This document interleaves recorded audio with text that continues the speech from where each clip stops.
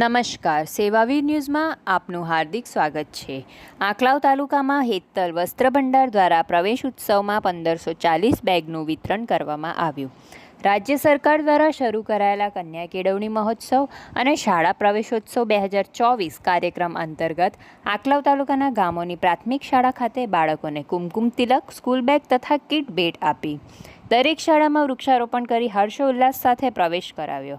આંકલાવ તાલુકાની પ્રાથમિક શાળામાં સ્વર્ગસ્થ જીતેન્દ્રભાઈ નગીનદાસ શાહના સ્મરણાર્થે શાહ પરેશભાઈ નગીનદાસ હેતલ વસ્ત્ર ભંડાર દ્વારા અડસઠ પ્રાથમિક શાળામાં બાલવાટિકામાં પ્રવેશ મેળવતા 1550 બાળકોને સ્કૂલ બેગ તથા 320 બાળકોને શૈક્ષણિક કીટનું વિતરણ કરવામાં આવ્યું।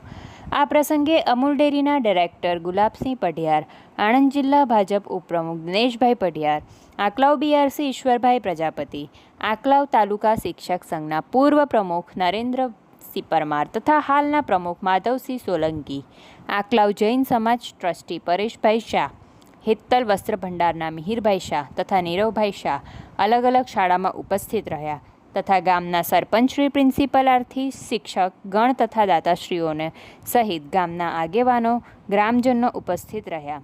રિપોર્ટર હિતેશ દરજી, આંકલાવ।